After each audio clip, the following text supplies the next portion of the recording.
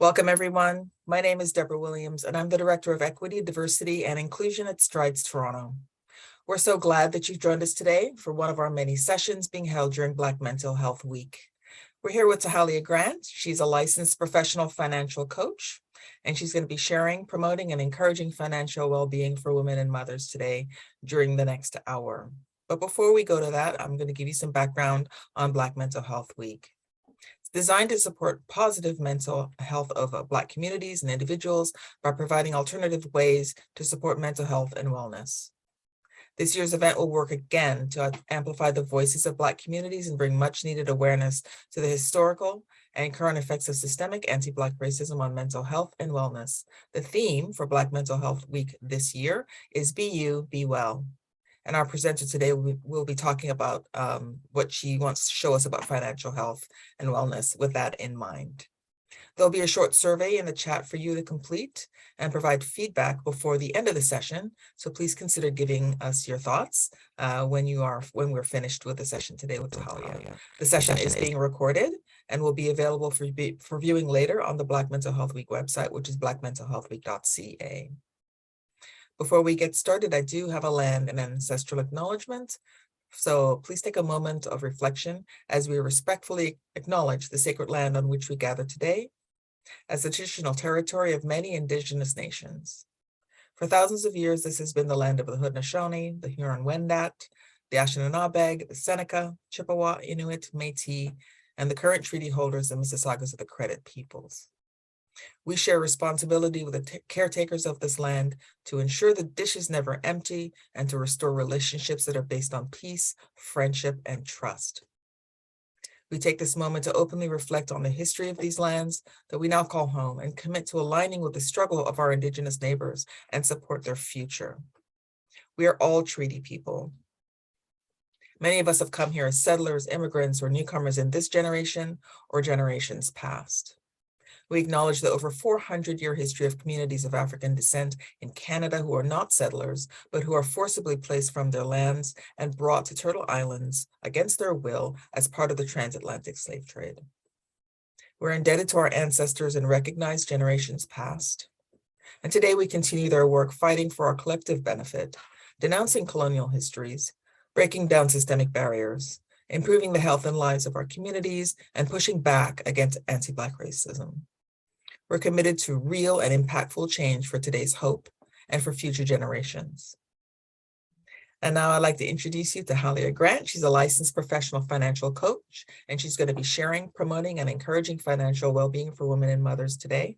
Coaching individuals and families towards financial literacy, empowerment, and freedom is what she does best.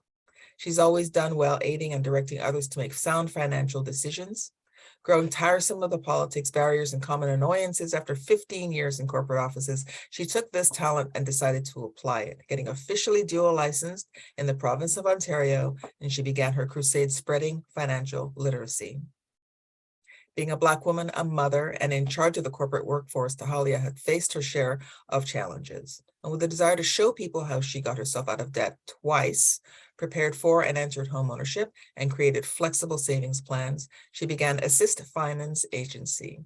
Through Asist Finance, mothers, women, and business owners gain knowledge of their personal finances. She has an experience and the wealth of knowledge in personal and professional affairs, specifically concerning women of color, and evolving and protecting ourselves, families, and money.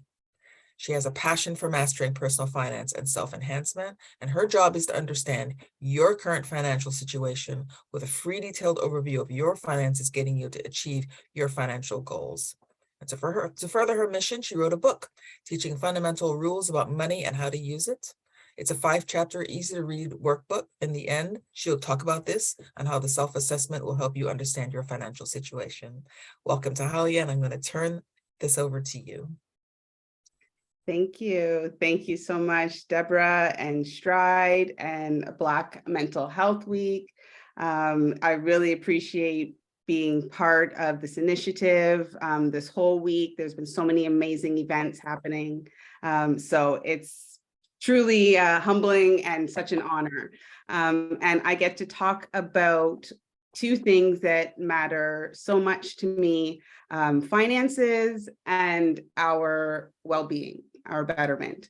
Your well-being comes in so many different forms, your emotional well-being, your physical well-being. We're going to talk about your financial well-being. So there's always something that we need to care for ourselves, and finance is definitely one of them. And the reason finance is so important is because it directly will have an effect on our mental and physical health. And once our mental and physical health start being affected by finance, which is an exterior factor, we really need to take control and find out how we can fix and make the adjustments so that we have proper wellness, full wellness. So today, the theme is be you and be well. So I will be using that theme as well so that we can be applying these principles directly to our crusade here. So I want to talk about women and our mental health. And this is a pathway to financial wellness that I've found should be very helpful to many, because it certainly was helpful to me and I'd love to share. So first things first, of course, today is International Women's Day. So I would like to say Happy International Women's Day to all of you out there.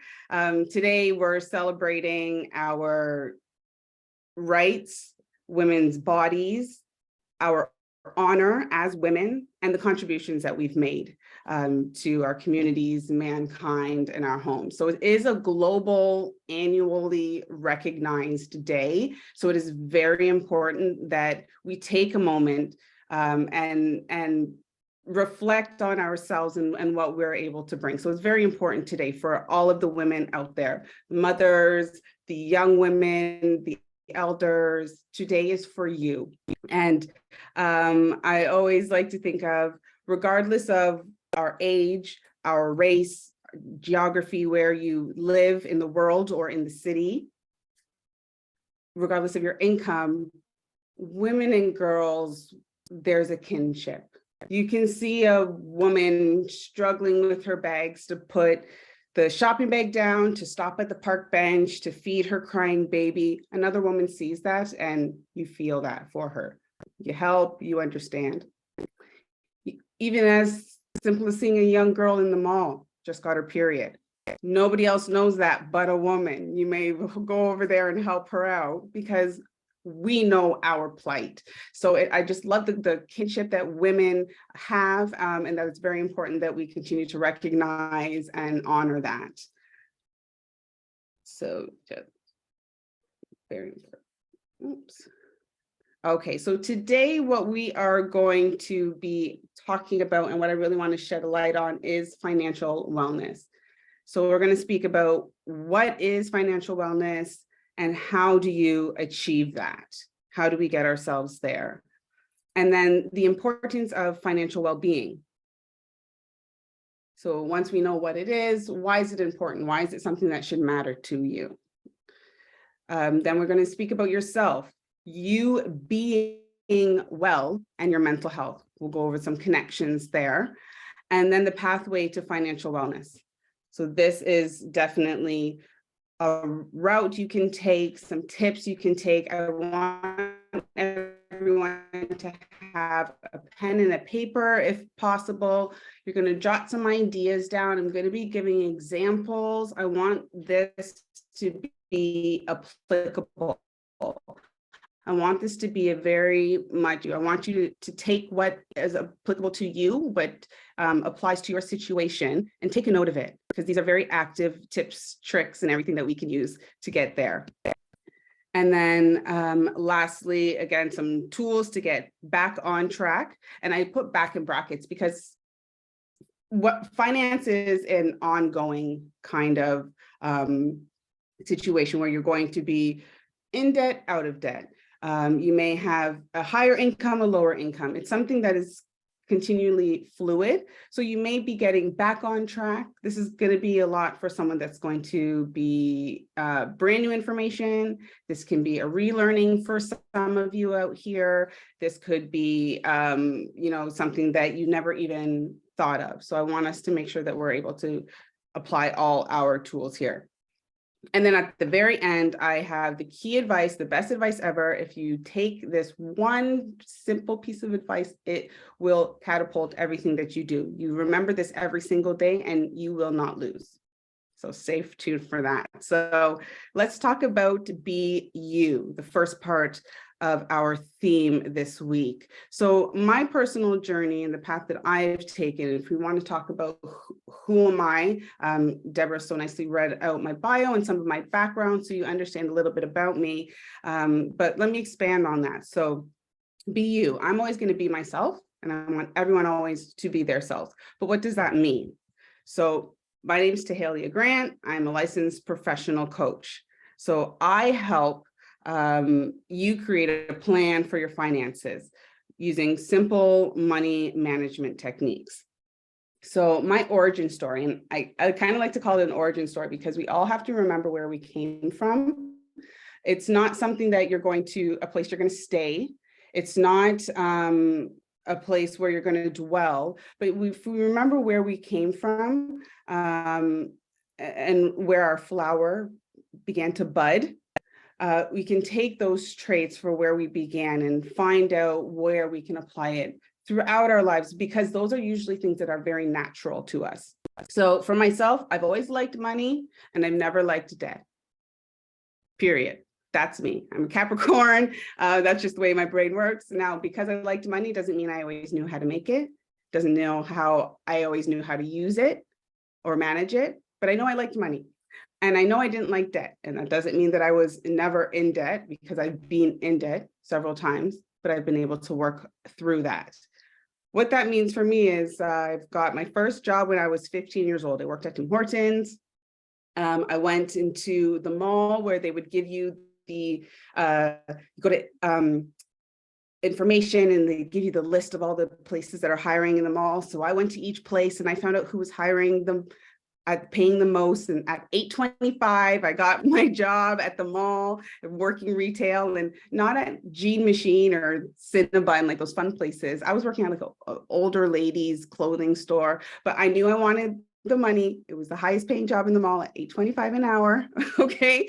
And I took it, and that's what I was doing. And I worked all through high school. So again, I was knowing that I was making money and I was having fun spending it, but I didn't know how to manage it. I didn't know how to really use it as a tool. So I also worked, so that's through my younger age, I worked all through university. And that's also when I got my first credit card. And before I found out where the bookstore was, before I found out where my first class was, before I found out where the library was, I found myself in a hallway of tables and vendors offering me credit cards. That was my introduction to university. So I signed up, again, my first credit card. I don't know how credit works. I don't know what it means, but they gave me a pen and a water bottle. So there I was. So we're being introduced to all these concepts at a very young age. Earning an income. I was only 15 years old, earning my own income. Going to university, getting a credit card. I was 19, 17, 16 years old, and you don't know what to do with these responsibilities. So as I worked through university, I graduated, I had a corporate desk job, 3 or 4 long-term jobs, 6 years at one, 4 years at another. And I was corporate desk job for the next 15, nearly 20 years. And that was me, earning my income, tried to get as much as I could, and then letting the chips kind of fall where they may. So through that, I found myself now, 20 years later, with money, not a lot of money. I know how much I make, but not really. I know how much I spend, but not really. And just being in a situation of just cycling through nowhere. So I kind of had an epiphany. I decided, okay, let me pay attention to my finances. Let me see what's happening here. And that was my first step. So in my personal journey, the path that I took, my first step was I kept a financial journal. This is something that you can do. Now, what I did to begin was I wrote down how much my car insurance was, how much my condo fees were, how much I was paying for my phone bill. Okay, write down where you are. How much a month am I paying for subscriptions? I kept a journal to write down where I was, so that at least when I get to reflect, I can find out where I started. We always have to know where I started. And sometimes that's the hardest part of ripping that Band-Aid off, seeing how much I owe to here and how much I spend on that. It's difficult to see, but that's where you have to begin so that you can make the changes. And I had to just list it, log it, write it down, and take a look at what I'm really working with and what's happening. Then I also coupled with that, caring about my business. You know, when people say mind your business, I minded my business. That's what we also have to do, okay? You have to find out, what are you ignoring? What has gotten away from you? What have you not checked in a while? What am I not paying attention to? I know that I was with my same bank. I was with Scotiabank since I opened a bank account. I was with my same auto insurance. I was with my same phone bill company, and I was just letting it be. I wasn't really paying attention. So I started to care about what was happening in my finances. And then I started to make some choices. I like to call them money moves. So I'm with the same car insurance. I call them and say, find out if there's discount rates or bundling.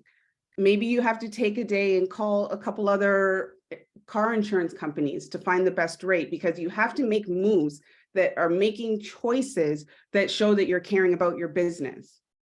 And you're recording this in your journal. If you have to change your car insurance, if you have to call your credit card company and say, this is my interest rate, do you guys have a promotion?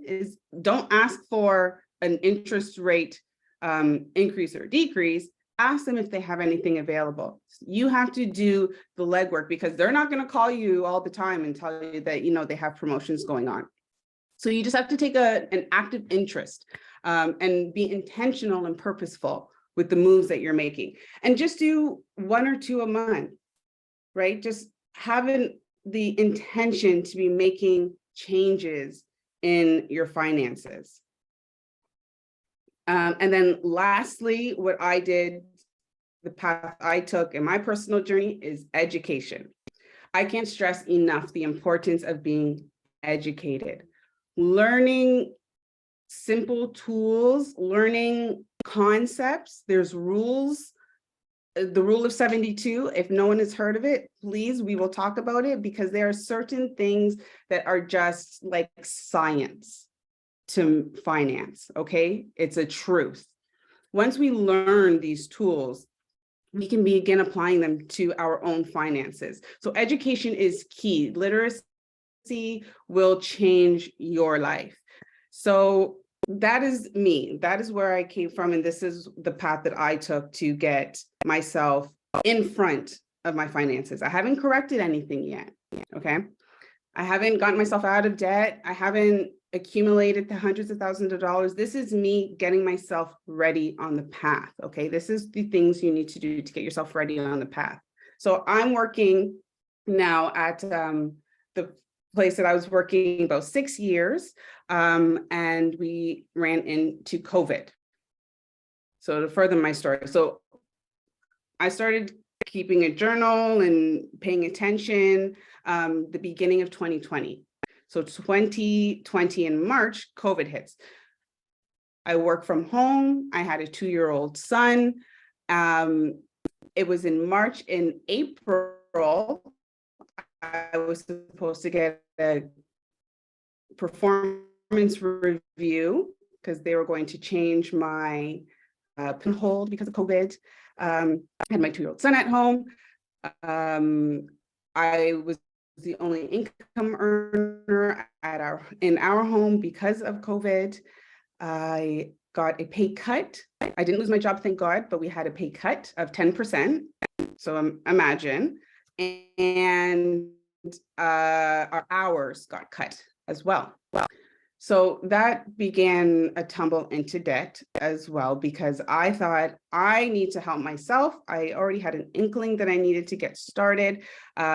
But before this gets out of control, I know that I need help, and I know there's others like me that need help as well. Thankfully, I didn't lose my job at that time completely, but during COVID, we all know that places were shutting down. So there were a lot of people and women like me that needed the financial attention. And wherever situation you were currently at that time, COVID exacerbated everything. So I know it was getting worse out there for a lot of us. So what I did was I got myself dual licensed. I educated myself and got certified so that I am able to teach others what I know. This information isn't always the easiest to grasp and comprehend, especially if you have to take tests to be certified. It's a lot for some people. Some people can't even get their mind around opening up their statements. Okay. And I understand that. So I want to be that bridge. I got myself licensed and certified so that I can discuss with you where you feel you need help. And I will break that conversation down and we'll talk about it. Deborah mentioned I wrote a book, and that is exactly what I did, so that everyone I don't speak with, maybe they can read this book. It's very easy to read. The concepts are clear. And at the very end, there's a workbook. So you're able to work through some of the questions and see where you are. It's a financial journal that I created for myself. It mirrors that. So you can see where you stand, basically creating your own financial journal. So I wrote the book. I began speaking with groups and doing free one-on-one consultations so I can help others in situations that need financial attention, getting them to achieve their financial goals and get out of debt. And as I was doing this, I was at that company still working. And then on my 9th year of employment there, worked through COVID in my hallway with my child at home. I had some discerning incidents trying to continue the pursuit of career growth that they stated was halted because of COVID. I'll continue to do the work, but they're not going to continue to review me for the position and pay for that. So speaking of mental health, let's pause. Right? We have COVID going on. We have a child at home. We have them telling you 3 weeks ago that they're going to give you a new position and raise, and now they say no, and then they give you a pay cut, and that, right? The weight. Okay. It's a lot happening. So in my 9th year, we go back after COVID and they fired me. So now I have no job. And thank God I put myself on this path. And it's not even thank God, it's for God that I had put myself on this path of recognizing that financial literacy is crucial. I need to know it so that I can tell other people. And he's sending me on, the Lord is sending me on these paths that I'm going down that I don't even know that, I'm in front of. So I want everyone to write down, and before that, think when I lost the job, that goes my benefits that I had. There goes my dental and prescription. There goes my life insurance policy because I was under a group plan. There goes my retirement matching. We had a retirement program at my work. So I had a great job, great pay, benefits. But when they're ready for you to no longer be there, you have to figure it out now, right? It's up to us to find out where do we go from here. So I want everyone to take a note and think to yourself, what bothers you or worries you about your finances? What is it that when you think of your money, your finances, right? Your economic state, when you think about it, what makes you sigh? What makes you UGH? Ugh. Is it the fact that there's debt? Is it the fact that your credit is low? Is it the fact that you don't make enough money? It's not meeting up? Write down what it is that worries you or bothers you the most about your finances, because I would like to speak with you about that, because there is a solution and there's a pathway out of whatever darkness that you may be in right now. I promise you. So that's you, that's being you, that's me, where I came from, that's my road that I've taken. So being well is my self-determination and sources of support. So I want everyone to think of what self-determination means to them, okay? To me, I'm thinking it's my why. I'm determined by what makes me go. What is my engine? And that will determine what my self does. See me? My child is my why. He's going to determine what my self does. He is my self-determination. What is another question you can ask is, what is my self's purpose in this activity or scenario? Whether it's going out with friends, whether it's taking an extra hour overtime at work, whether it's sending your child on a school trip, positive or negative, whatever it is, what is your purpose in this activity or scenario? Okay, when we can relate with that in a positive light, you will be determined to do something one way or the other. Does it feed my self-care? Does it feed my self-respect? Does it feed my self-reliance? Because we're talking about being well. Okay, so this is a little bit time, you're selfish a little bit right now, okay? This is about being well. This is your inner core. So this is what we need to think of, that we're making sure that as we're making decisions and choices, that it's feeding your inner determination, okay? We're taking care of ourselves. My forms of support have always been my parents. Now, they had opened up a bank account for me and my siblings when we were very young. I have 4 siblings, so there's 5 of us, and they opened an account for each of us and put $25 in, and that was that.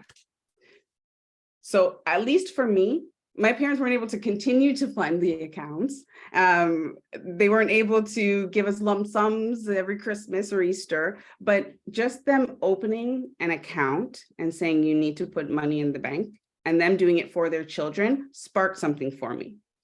They didn't have to be my financial support. I bought my own car, my little putt-putt, I got that myself. I had my own OSAP loan. I went to university, I said, but that was under OSAP. I had to pay that back. So they weren't a financial support for me, but they were a moral support. They supported all of us children being individuals and being important in our own right. And that was very important to them, so that we seen that.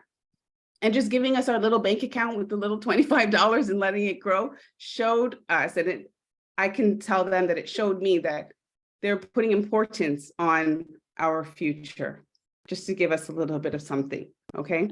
And then my spouse, financially and mentally, he has been a financial and mental crutch for me at times. There was times where he was the breadwinner. There was times where I was the breadwinner. So we need to really lean on ourselves. And now we share finances. We also have separate accounts. We also have a joint account. We own property, so we have a joint account for that. We budget together because we live together. So it's very important that when you're having the support of your spouse, it doesn't always have to be financial. It's very important that it's mental. You have to be on the same page. And we were able to grow our relationship on that trust. And for me, also my accountability partner.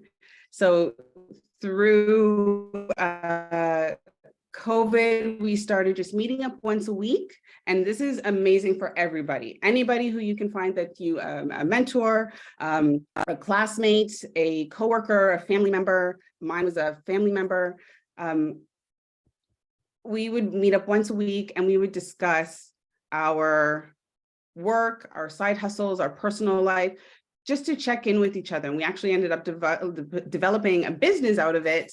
We created planners and we'll be there on Sunday at this wrap up. So they're 3-month and 1-year planners. So it's just designed to help you get through every stage of life and really focus on your best life and living your best life. So we could talk more about that later. So for me, how do I support as a servant, as a service to others?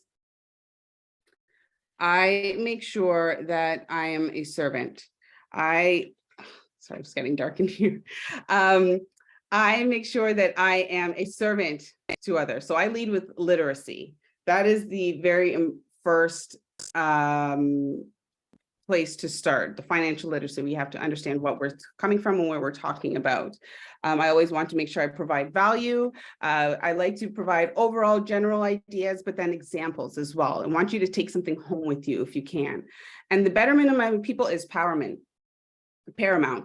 GoFundMe accounts we see all the time.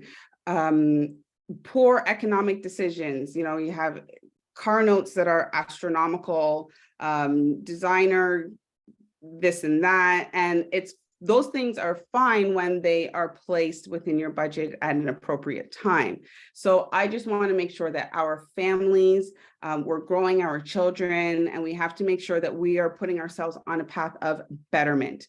And I'm here helping my Black mothers. I'm here helping my Black fathers as well. But I know moms, I know women, our load is large, and I understand that. So that is why I like to focus, so that there's so much that we are involved in.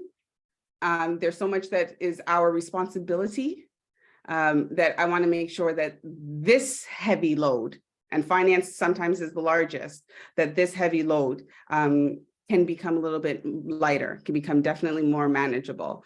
So you've heard my story. I'm a Black woman that went through the corporate struggle of pay equity and placement equity between even men and women. I was in administration and branch management. Administration often is a woman's job. So already there's an equity there with the pay if a man was to do it. And honestly, white women to Black women, we know that there's a pay inequity when it comes to race. The wage gap is real. So to be able to speak with mothers and women and business owners one-on-one, I am you. I understand where you're coming from. Let's talk about it. I don't want it to be a financial conversation. I want this to be a life conversation. How are we going to get you to your goals and your financial dreams? Let's talk about that and make a plan there. The woes are there because we don't have a plan. So I help you help yourself acting instinctively, and it will become generational. When you make choices and decisions based on the right thing to do because you've been educated and you've learned something new and how it can affect and benefit you, you start making different choices. You start acting differently. And we know that our little sponge parrots beside us, our children, are following everything that we say and do, whether we know or like it or not. So it will become generational. They'll see, oh, mom goes to the bank every week and does her $50 deposit. They'll see that. They'll know what that means, okay? I truly believe that, I promise. So lastly, that's being you, that's being well, that's being a servant. So we have to be sure of what we're doing. It's up to you and God. No one is taking care of you. No one is taking care of your offspring, okay? This is something that we need to walk with our utmost faith. So that means we need to learn new things. We need to relearn old things. And we need to unlearn some ancient things. There's some ideas out there that are based on routine, that are based on tradition, that are based on that's what my grandma always did. But my grandma always hid money under her bed. I know that doesn't make me any interest. So there's some things that we need to make sure that we're paying attention to, learning, relearning, and unlearning. And we need to talk and discuss, and we need to vent and express ourselves, especially through these financial situations. Everything has a solution, and you need to be able to listen. And when you're talking to people, make sure you're speaking to a trained and informed person. Venting and expressing yourself is fantastic when it comes to family and friends, of course. We need the support. We just talked about having a support system. But when you're talking action, when you're talking and discussing decision, listen to a trained and informed professional so that you can get some really keen advice, something that's been tested and true, okay? And then we have to make a decision, make a plan, and make it routine. That's the commitment. Once you're committed, you're sure. It's not, I think I'm going to do, it's I've decided to do. I'm going to try and do. No, I've decided to do. And you make a plan and you make a routine. That's how we're sure to get these things accomplished. So financial wellness, that's what we're here talking about today. So what is financial wellness? What is this concept that is so important? So it is the state or the condition of your finances. That's what wellness is, the state or condition of something. Okay, the quality and state of being. So what is your financial wellness? We need to understand that it is not a measure of your bank account. It doesn't mean how much money do you have. Your financial wellness is not equated to the amount of money that is in your bank account. It has to do with your practices and your habits and your emotions surrounding money. Remember earlier when I talked about the big, what it feels like when you think about money? What is that? What is that emotion? That's not well, that's not good. When your children or your spouse walk into the room, most times we're not, when they come. Sometimes they come bounding into the room and it's a big smile on both of our faces. That's my emotion. That's my practice. My son comes over and he sits on my lap and we give hugs. That's our practice. We give a little pat. Those are the practice. That's the state and the condition of our relationship. So how do you feel about your finances? What is the state and the condition of your finances? So how do we achieve it? Financial wellness. Okay, this is what financial wellness is, a pleasant state of your financial being. Okay, so how do you achieve that? How do you get there? First, there's awareness. You have to know what you make, your income, and how much you owe, your debt. We have to know those. Remember the journal? We're starting at scratch. We're finding out where we are. We have to know these things and understand also like how much you make. You can have a $60,000 a year income. That's how much they are paying for you to work there. That's not how much you make. You probably take home about $48,000. So that's our real number. We have to understand those differences of net and gross income. What you owe. I buy something on my credit card and it's $75, but I don't pay it off for 2 months. It still does not cost $75. That item now actually cost me like $94. Now I owe $94. I don't owe $75 anymore. So it's these little things that we have to apply and understand to really get a full idea of the awareness of where we're at in our finances and your mindset. I'm going to talk about mindset a couple of times, and debt isn't the end all be all. You believe you can be wealthy, you deserve it. You deserve to have a peace of mind. And this is how we're going to get there. Intention, it's your purposeful action, your clear plan of how you're going to manage your finances. This is how you're going to achieve the wellness. You have to be intentional. And honesty. You have to be real with yourself, your kids, your friends. No is a complete sentence.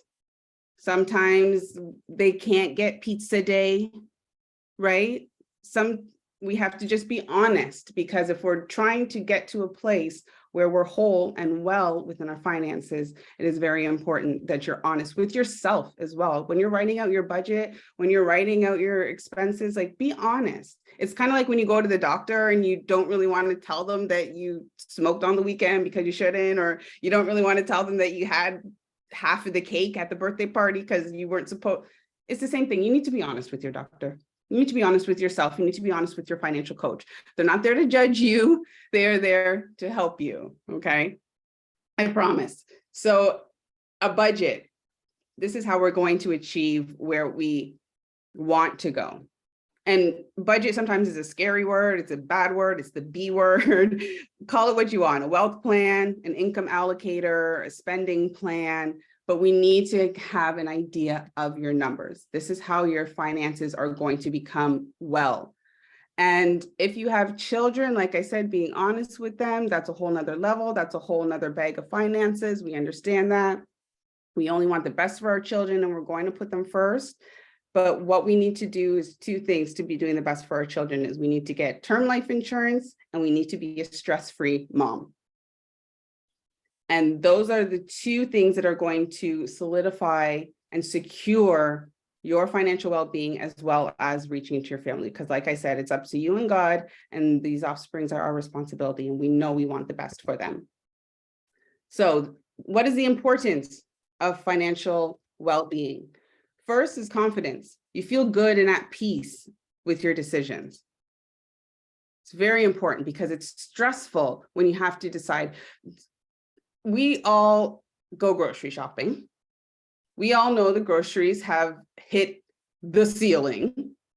Crazy. I was at the grocery store today and I'm saying, do I even buy? Weren't these used to be $3.47? What's $4.98? Like we're rolling down the aisles, but you have to be confident and at peace with your decision because it's important. You have to pay attention to what is important. And for respect, you feel proud of your plans and your progress. That's why it's important to track your progress. Have your log, right? Have your financial journey. When you've seen that you've paid something off, or when you see that, oh, my phone bill used to be $79, but then I called around and I switched companies and now I'm at $54. That feels good. Be proud of yourself. Track your progress and do the right thing. I promise you, you'll feel better. And care. Financial well-being is important because you're responsible to your family, your community, and yourself. This is up to us. No one is going to save you. And if they are saving you, you should really also know what's happening, right? Put on your mask first. And if you put self in front of these three keys, this is the importance of why we need to be financially well. You put self-confidence, you put self-respect, and you put self-care. Okay? These concepts affect your mental health, your self-confidence, your self-respect, and your self-care. Taking time for yourself affects your mental health. So that is why being financially well is important and ties directly into our mental health because it stirs these exact emotions. So please write down confidence, respect, and care for self. So the importance of financial well-being, we just spoke on our mental health. So some ideas here is finances can create real issues for your health and for your relationships. We know that. It can be from a headache to a heart attack. Finances are real and we need to get ahead of being physically ill. Relationships, dissolution of marriages, we know 50%, and 50% of those is because of finances. You become very guilty, you make poor choices when your financial well-being is not well, it's not healthy, and it immediately or very soon will affect your mental state. And that's why I always want us to have these ideas and tips and tricks so that we're really feeding ourselves by making better choices. It influences your behavior, your mood, your priorities, your decisions. If I don't feel well, if I'm upset about something, right? And it's affecting my finances, even the way I speak with people, right? The way you interact with family members, it all pours out. So we're trying to make sure that we have an overall wellness, and it's incremental and it starts inside and will affect our finances and mindset. So again, how do you feel about your money? What can you control? What can you be in charge of and influencing? It starts with your mind, because if I think it's a lost cause or I think it's overwhelming, we need to speak with someone, because there's a shift that can happen where you can understand how to positively affect your finances through your mental health, okay? So let's see. For women especially, we are caregivers, we are the ones that take care of the children, our aging parents, elders in our community, at church groups and things like that. So we need to know that we are the ones carrying that load. We understand that. So there's mental health issues with those pressures. Stay-at-home parent, oftentimes the mothers are the ones that stay home. Workplace inequities, such as the ability to earn, wage gaps I spoke about earlier. Maternity leaves. Who else is having these babies but women? So we have to take the maternity leave, and that's a percentage of your income, and you lose time. There's nothing you can do about it. Sure, fair enough, you don't have to pay me because I'm not physically there, so I only get a person. But what is a woman to do, right? So we lose time, and that is crucial accumulation years in our income, our children bearing years. It's when you're most at the height of your career or building towards the height of your career. This is when you're earning. So that year you're taking off, blessed with 2, 3, 4 children, those years that you're taking off, right? It does affect your overall income. So we're very hard on ourselves about this, but we have to understand that we're playing within a system, and I don't want it to weigh too hard on our mental health because it's the uncontrollables. And I always say, control the controllables. And for single mothers, I want to speak to women plan ahead everything. Going on vacation, we're the ones packing the bags, or what do we need to bring because we're going to an excursion or the water park. We're the ones that are doing the grocery shop. We need to know how much things cost at the grocery stores. We're the ones that are the children, like I said, pizza days, and my son just had cookie dough. Education costs, they're going on class trips, or they need books for school as they get older. The housing costs, toilet paper, personal hygiene. We need, soap for the kitchen. Everything slowly comes down to on your plate. So if you handle all your finances in the home, it can feel like a crushing weight. And if you are totally in the dark and do not handle any of your finances, you are completely dependent. And that can be a sore spot as well, because you don't want to open yourself to being financially dependent, being entwined with your partner's finances in a healthy way. But if you're totally in the dark, you do need to just at least understand your books, your family's financial plan.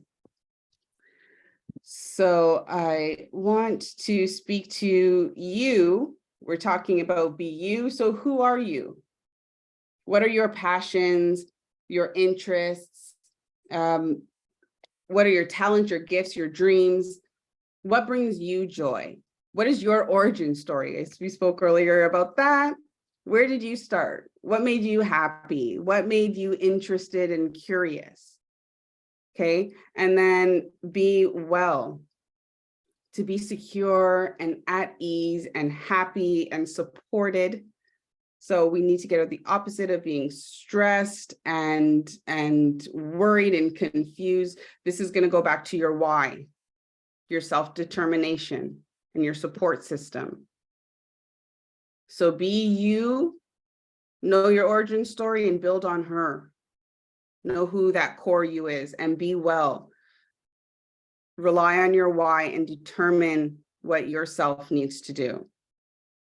And when you're thinking of the angst of discussing your finances, or opening that statement, or making a call to speak to a financial coach, when you're getting a little nervous about that, think of these things. Think of these, be you. Who am I? I want to open an ice cream shop. I want to make sure that I pay for bankroll my child's college fund. Who are you? What do you want? And be well about that. Okay, so think of these things when you get anxious, because these are things that are supposed to bring you joy and happiness, and we'll see the other side. You know you're working towards something. So financial literacy, how lit are you? Finances permeate everything we do. They will cause stress, or they can relieve stress.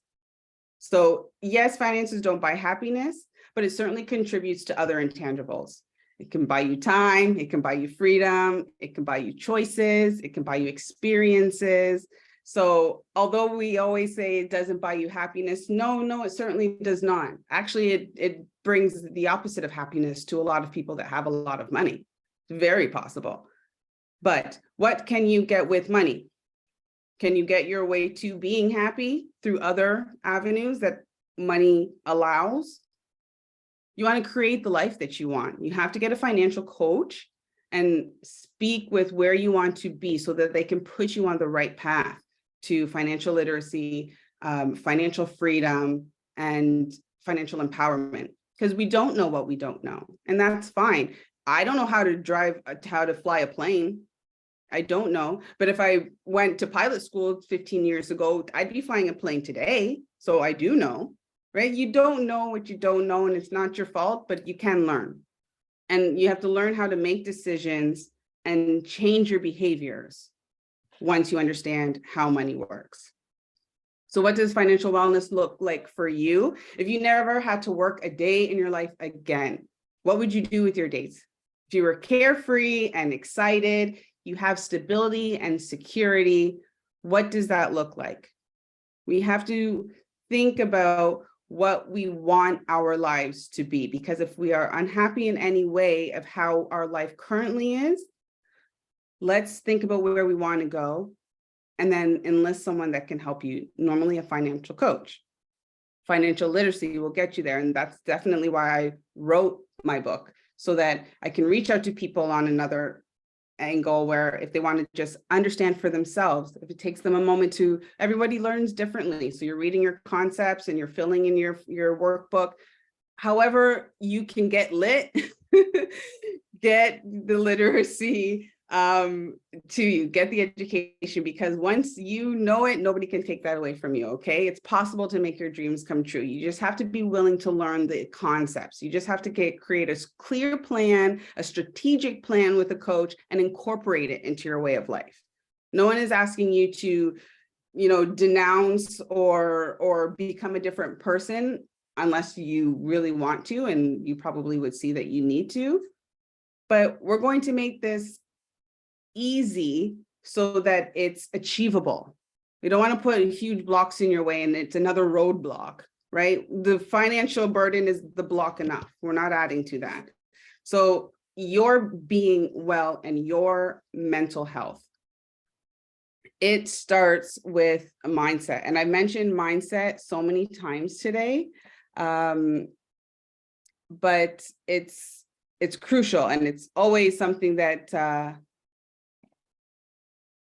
always comes back to our mental health and finance, because we get the anxiety and the stress because we're uncertain of our finances. So it's a stream directly into the wrong lake. So with your mindset, we can redirect the angst and dissolve of it. So first, you need to know you deserve wealth, dignity, and peace. So wealth is not a them thing. It's not a rich people thing because they're rich. Everyone is entitled to wealth. Everybody is entitled to abundance. Okay, it's out there. It is abundant. So there is some for you. Okay, dignity. I'm thinking of retirement. We all know that someone or have seen someone that has gone back to work after 65. 65 is the retirement age.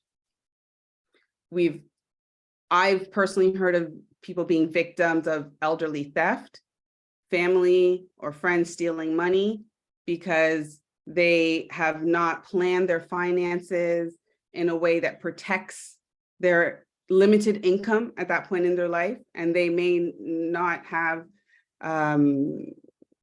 the ability to pay attention to it at this point in time, and maybe be left it with someone that they should trust. So the wealth, the dignity, and the peace is all that we're planning forward. And it's not too late. You're not a lost cause. There's no dollar amount that's too high in debt to get out of. Don't say it's $50,000 and there's no way and forget it. No. Call me now, because we can make a plan for you. The worst thing is to do nothing, because what happens is that debt grows. And it's going to become more of a burden because after you've ignored it, and when you finally do look at it again, the number is bigger and it hurts much, much more. And I don't want anyone to have to go through feeling that constant burden. It's going to affect all the right places in your life the wrong way. So it's not too late. And the amount is not too high. I've been tens of thousands. I had OSAP. I bought a home. I have property. I know what that looks like. It's okay. We can make a plan. It's absolutely something that you can do. I promise you. I've done it before. I've helped others. I've helped myself. We can make it work. And control your controllables. I mentioned that earlier. We need to be sure that we're just focusing on what we can control. Like I said, call the insurance company to see if they have promotions. You might have to cancel the Netflix for 6 months, right? Sometimes we have to make a sacrifice. Control your controllables. Figure out, okay, when I go grocery shopping, I'm going to use an app to help me price match. Or I'll see next week, maybe I'll get the yogurt, and this week we'll get this, right? You have to just be in control of where you can be of influence. So the path to financial wellness. Here's mindset again. All right. So you're managing your thoughts and your ideas of how you feel about money, because everything begins in our thoughts, our actions and our conversations and our interactions start in our thoughts. It's how that person perceived me. How did I perceive them? That's going to be the next thing that comes out of my mouth, right? Meanwhile, they bumped me because he's blind in one eye, right? We have to make sure that we are managing our thoughts properly. So money is not evil. Investing is not just something for rich people. It is something that everybody must do, needs to do. It is important because money needs to work for you. You don't need to always be working for your money.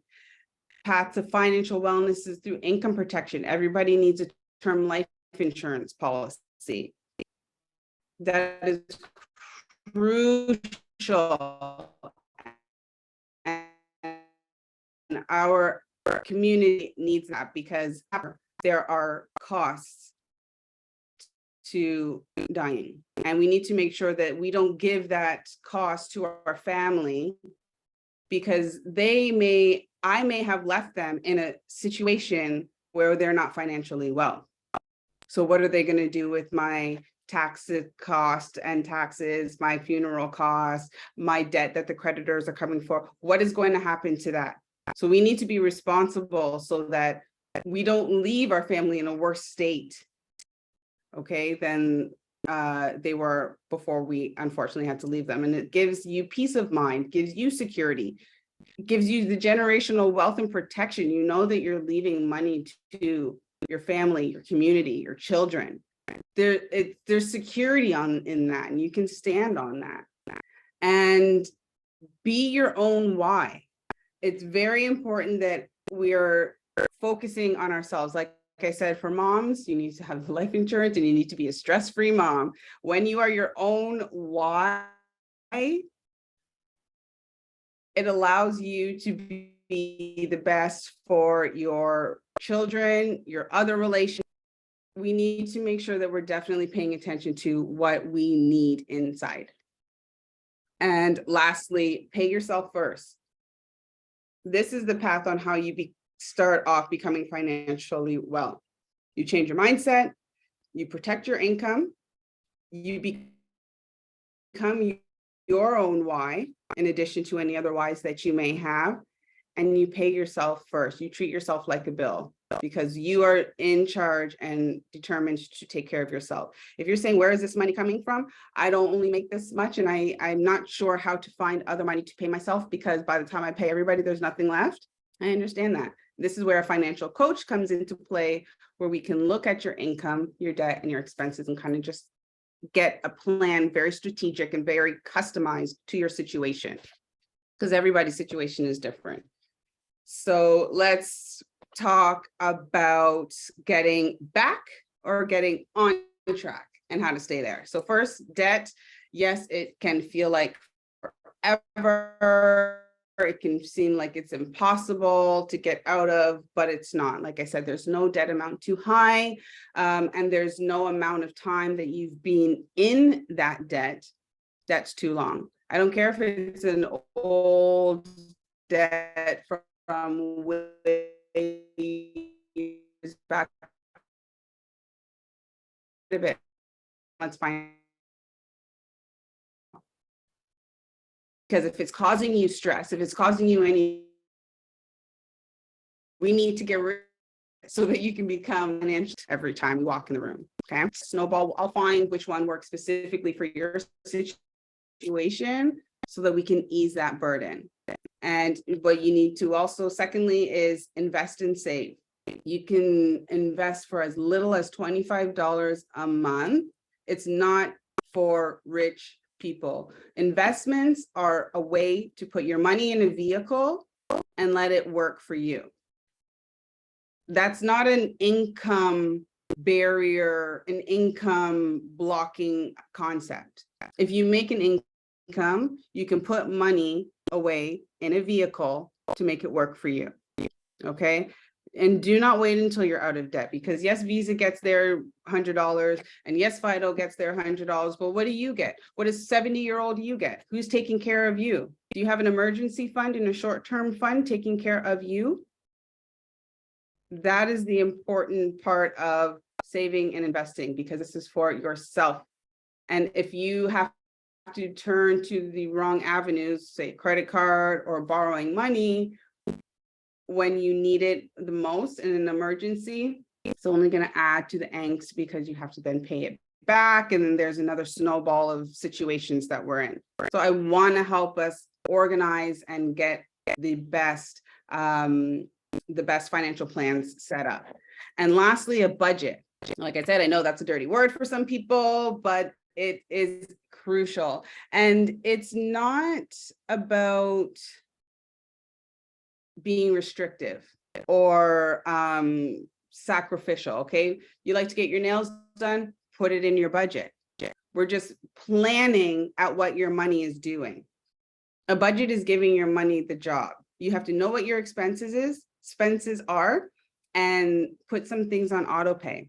Change some habits, incorporate it into your budget. That's fine. It's lifestyle. It's you. I work completely custom. There are people that have comic book. They like to buy the latest comic book. That's fine. Let's put it into the budget. If you like to have yarn and thread and that's your thing, we'll put it into the budget. You like to color, we'll put the markers into the budget. But we have to stay on track of what's happening, because if you're just spending out here, you're always going to be a little bit of lost of track. And that's what's causing any concerns that you're having with your mental health. We're trying to make it very well and easy for you to be confident and be respected for yourself and have care. So lastly, I just want all of you to know that everything that I speak of, like it to be definitely, it was very broad today, but I can speak directly to your situations. And I love to speak with individuals that are saying, okay, I don't know. Sometimes we don't know what our problem is. We don't know where to start. We don't know what the issue actually is. We just know that we're not feeling good about our finances. I got my sifter, right? We'll talk it out. We'll work it out. We'll figure out what's the best plan for you. They're confidential, complimentary. I do not charge. And they're custom, so it's specific for your situation, okay? And I want to connect with everybody who registered so that I can reach out to you, so that if you have any questions, we can have a longer conversation. You can speak much more candidly than in the chat, or if we take questions. And securing your financial future. So that's the life insurance, that's your emergency fund, that's your debt repayment plan. Okay, that's really where we begin. That's your financial foundation. That's where we're going to jumpstart everything, all the hopes and the dreams and the extra savings and the investments. That's where everything is going to come from, okay? Your life insurance policy, your emergency fund, and your debt repayment plan. And then lastly, is planning. So I mentioned that I created planners, the personal planners. We also have professional planners and student planners. So it's very important to be able to put into perspective what it is that you're trying to achieve. And what we have is, it makes you think of, we address devotion, affirmations, finances, of course, self-care, fitness, all facets of life. And we actually ended up coming up with 11. So it's 1 year and you have 11 facets. By the end of the year, you should have all of it taken care of. And the planners are actually called Get Your Life Together. So by the end of the year, you should have your life together. So we'll have those showing for Sunday as well. So I promised that I would give the best advice ever. Thank you so much for staying till the very end. And I appreciate everyone's attention and questions and respect. And I just want all of us to know, I know it's not easy. I know finances are a heavy topic. I know they're very taboo. I know it's very, there's stigma attached to it. There's embarrassment attached to it. There's sometimes we just feel inept or inadequate. When you speak with a financial coach, it's like speaking to your doctor for your money. Let that go, be honest, and just give it to me. Because once we rip that Band-Aid off, and once we've gone into what makes you bothered or worried, we're going to find a plan. And I promise you will feel better, even if we just speak and I leave you with a tip, a trick, a little tidbit of something, a little gem that you can say, oh, I never knew that. I'm gonna tell my sister. Like I'm blessed. I love that thing. Those really fills me up, because financial literacy, like I said, is paramount. It's the catapult to all of this. So the best advice ever, that's for everybody, that you must need to know, that you need to tell yourself all the time, every single day, at least 3 times a day, you are important. So keep doing your best. Now, your best is actually trying, being committed and active. It does have to be your best, but you have to do that because you are important. So I just wanted to leave my contact information for everybody. Asist Finance Agency at gmail.com is my email address. Please connect with me, send me any messages, any questions. I love to chat about it. I love to help. I was even grocery shopping earlier today and a guy see me on the Flip app, price matching, and he came up and he was like, sorry, can I just ask you? And then we started to have a conversation. I'm telling him how to save money. And it's just something that I appreciate being able to share, because we all need it. And we know that, especially in these days and times, with inflation and the cost of living, it's definitely something that we all need to participate. I don't gatekeep. I don't, make sure that it's only if you buy this or sign up that, no. No cost for my consultations. I'm here to provide you the information. So I also have an Instagram account, assist_finance. So please follow, connect with me there. I would love to talk with everybody or anybody about your questions. And then just at the bottom there, Scarlett_Grant_planners. That's my Instagram account for the Get Your Life Together planners. So if you are looking to get a quarterly planner, it's a daily for 3 months. So really keep track of your times, and we have goals in there. We have affirmations in there. It's really a working document for you. And then the 1-year one is our deluxe version. It's even greater. So I want to share that with you all and hope to see you this weekend. And there's just my contact card, what I specialize in, my contact information as well. So if you want to take a screenshot, but everyone, thank you so much. A little bit over time, but it was a lot of information. I hope you had a notepad and a pen with you and took some gems back. I hope it was very helpful. And I'm really excited to hear from everybody that would like to speak and become financially well and secure and on the road to financial wellness, or on the path, I should say. Thank you, everybody, so much. Thank you, Deborah. Thank you so much, Tahalia. I tell you, I'm going to give a testimonial. I got your 3-month planner and I got 2 of your year planners for 2 of my girlfriends, and they rave about it. I had something very specific that I wanted to make sure that I was doing for 3 months, and your planner was very instrumental. Although I consider myself to be a very organized person, it was great to use your tools to really unpack and write down exactly what I needed to do. And all your help today has, just been amazing. I hope everybody who's on this call takes you up on your offer to be able to talk with you. And for those of us, please give us some feedback on how much you enjoyed Tahalia's presentation today in the survey.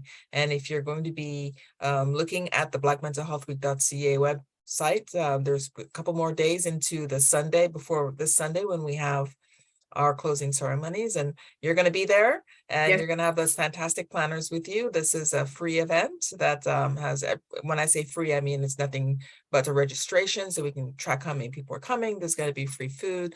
It's very family friendly. There's going to be vendors from all different kinds of cultural resources, including Tahalia, who's going to be there to make it a fun time at the Toronto Archives. That's at Spadina and Bathurst, I think. Do those 2 streets intersect? I think they do. But please go on blackmentalhealthweek.ca and go to events on Sunday and sign up so that we can make sure we can expect you. There's no free of charge. We just want to know how many people are coming. And when it comes to taking advantage of her expertise, I highly recommend this licensed personal finance coach, because you will not be disappointed. It's an excellent workshop. I'm so glad you were here tonight. Thank you so much. I don't see any other questions. I think you've given everybody a lot to think about. And please email her and go to her Instagram page so you can see what those fantastic planners look like.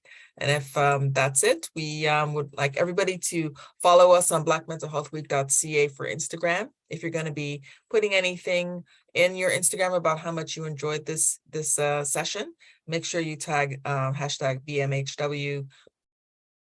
Yes, Black Mental Health Week 2023. Let's get this mixed up. Or Black Mental Health, or Black Mental Health Matters, because it does. And I endorse you 1000%. You're an amazing speaker, very patient, very competent, and you give great advice. And if anyone's thinking about recommending you to others, I recommend they do that as well. So I'm looking through to see if we have any other. You're just getting thank yous and great information and excellence. And so all that works. I appreciate you very much. And we're going to end at 7:13. And you have a good rest of the evening. And thank you, everyone, for attending. Good night. Thank you. Take care, everyone. Happy International Women's Day. Happy International Women's Day.